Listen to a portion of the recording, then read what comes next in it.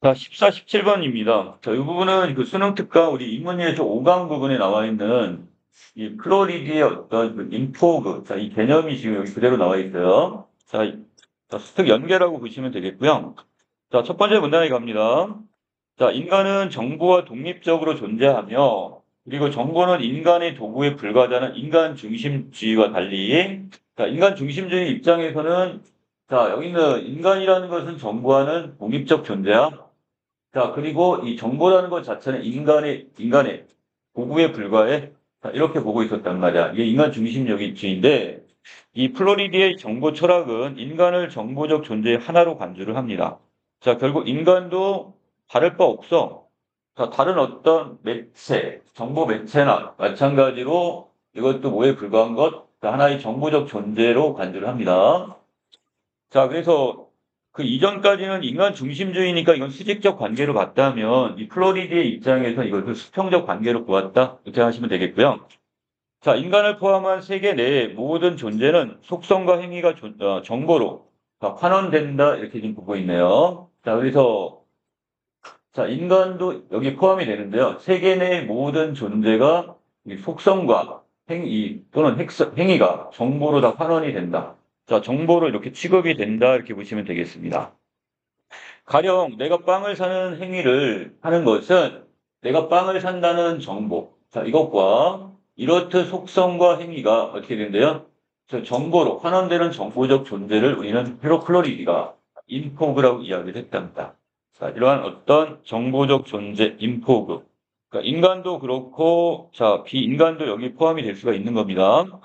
자, 인포그는 정보적으로 상호 연결되어 영향을 주고받는 존재인데, 이 상호 연결되었다는 것의 의미는 다른 정보를 변화시키는 행위자, 즉, 주체인 동시에, 자, 우리는 뭐가 된대요? 자, 이것은 행위의 어떤 주체이면서 동시에 다른 정보에 의해 변화가 되는 자, 대상이 될 수도 있다고 봅니다.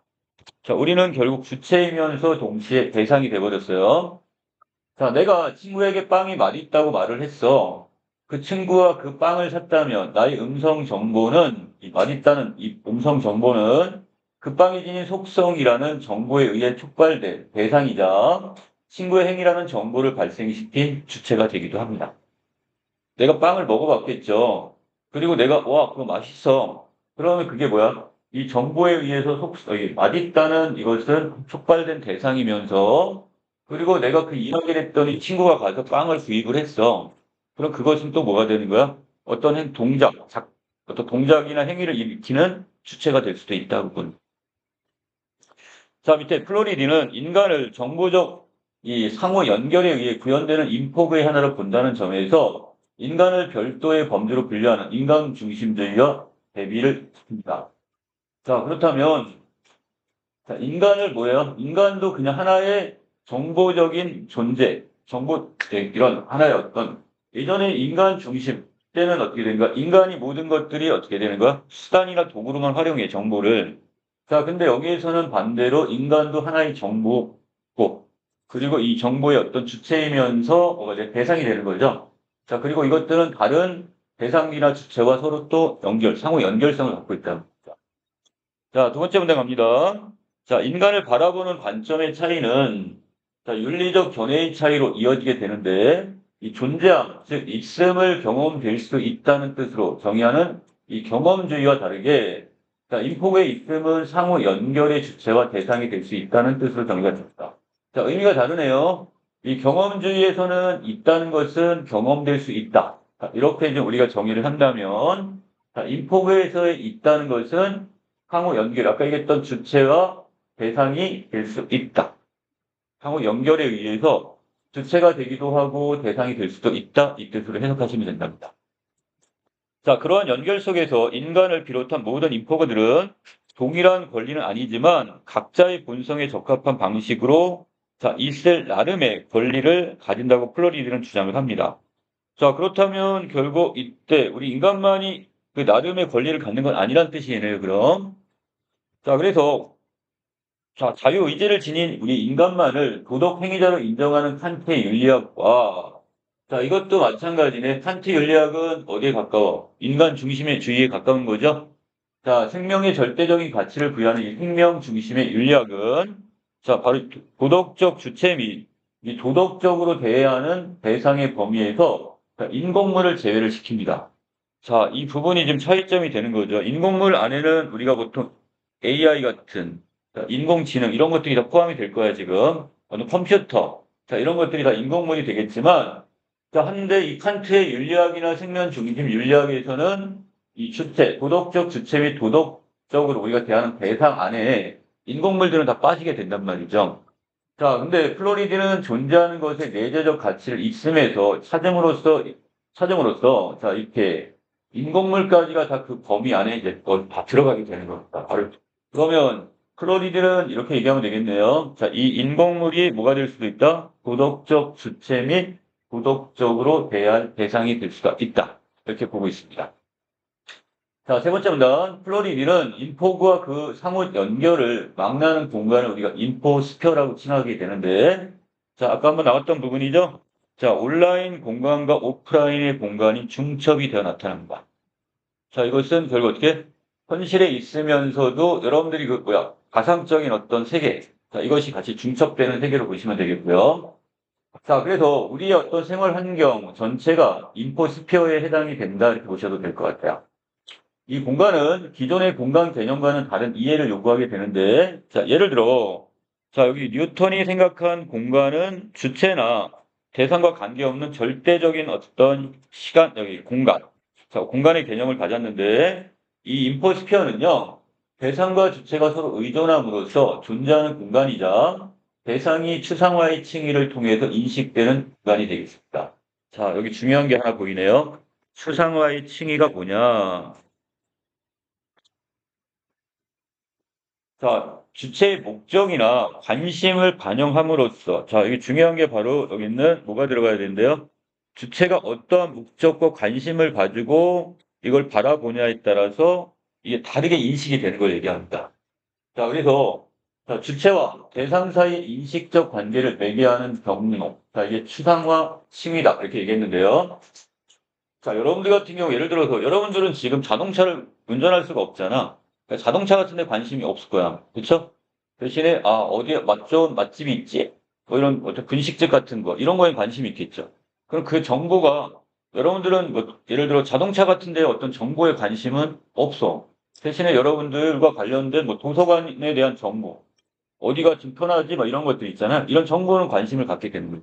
그러니까 여러분들이 뭐, 어디에 관심을 갖고 어떤 목적으로 접근하느냐에 따라서 그것이 나에게 의미 있게 다가오냐, 그렇지 않으냐, 이걸 보는 거예요. 이걸 우리가 추상화의 칭의다 이렇게 보시면 되는데, 자, 여기서 추상화의 칭의에서는 그 칭의를 선택한 주체의 목적에 부합하는 속성만 정보로 인식이 되고, 나머지 정보는 생략이 됩니다.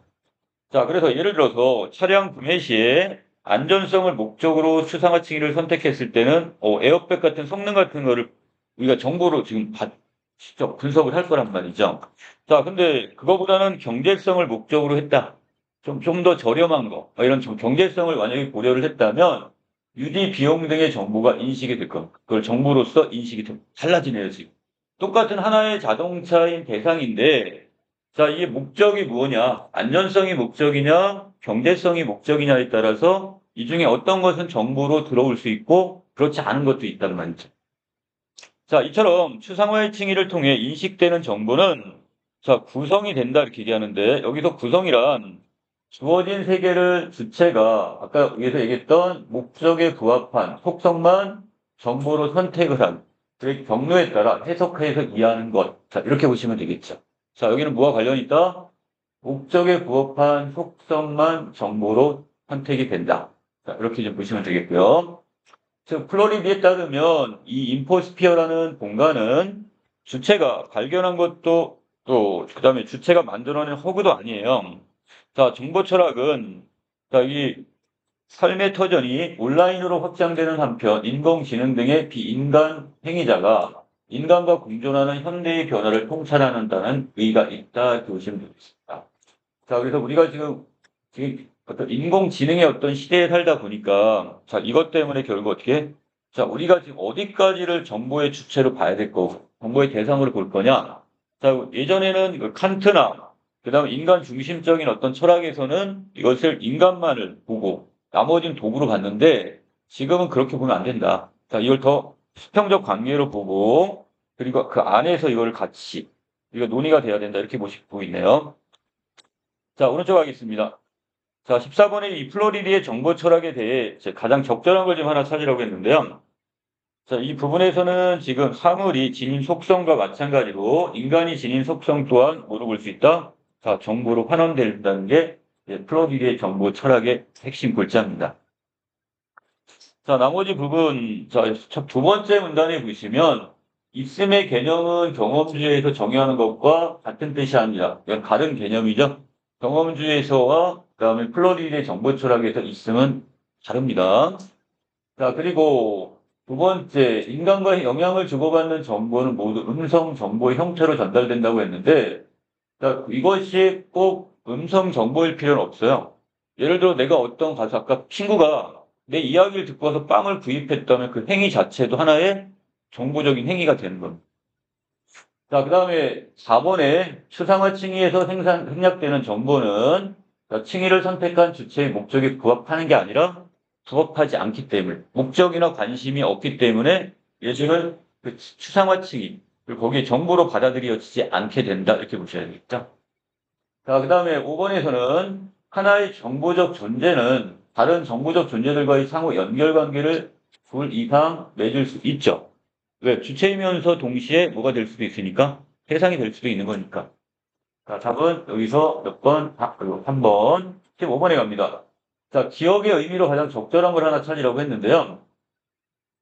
자, 기억을 볼까요?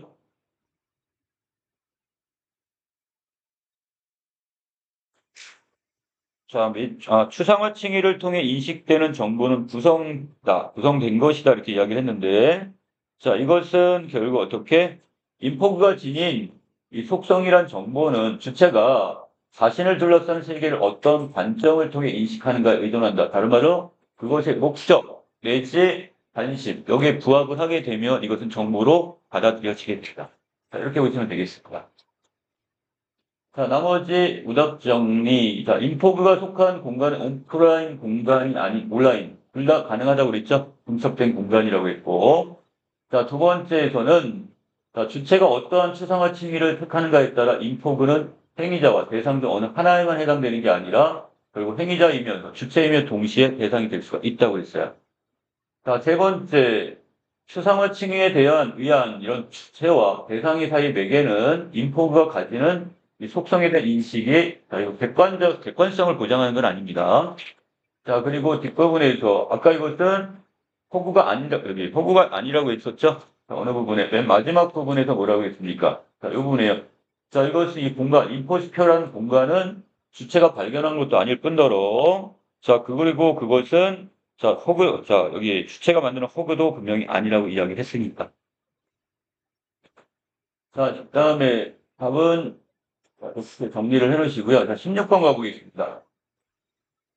자, 다음 중에 적절치 않은 건데요. 이 16번에 좀 오답이 좀 많았을 것 같아요. 특히 여기 기억은 인간은 무엇이 그 본성에 적합한가에 무관하게 자, 다른 인공물과 동일한 권리를 가진다 그랬는데 자, 지금 여기서 플로리드는 이것이 동일한 권리를 갖는다고 했나요? 그건 아니죠. 자, 그래서 우리 인간은 자, 지금 여기에서 자, 분명히 지금 어떤 거냐면 나름대로 자기가 주체가 되는 건 맞아. 그리고 또 이게 대상이면서 자, 이건 지금 똑같이 가질 수는 없고 자, 그렇지만 나름대로 자, 우리가 여기서 자, 그 아랫부분에 나중에 우리 17번 문제하고도 좀 연결될 부분이 좀 있는데요. 자, 이거 우리가 호모 포이에티푸스 자, 이것과 좀 연결시킬 나중에 좀 보긴 하겠지만 자, 그렇다고 인공물과 우리가 동일한 권리는 아니고 자, 여기에서 부분이 좀 잘못됐습니다. 자, 그 다음에 니은 부분에서 모든 정보는 인간의 행위에 의해 발생한다는 건 인간 중심적인 어떤 사고가 되겠고 자, 직업 부분에 보시면 정보는 도구일 뿐이며 인간은 정보와 별개로 존재한다. 자, 이건 인간 중심적 이것도 마찬가지네요. 사고가 되겠고 자, 리을의 주체가 속한 공간은 그 주체가 어떠한 인식적 매개 경로를 택하는가에 의해 자, 영향을 받는다 이렇게 얘기했네요. 그리고 위험, 자, 이것은 어떤 인공물 자체를 도덕적으로 대하는 대상으로 안 보는 것은 저희가 생명 중심주의적 어떤 입장으로 보시면 됩니다.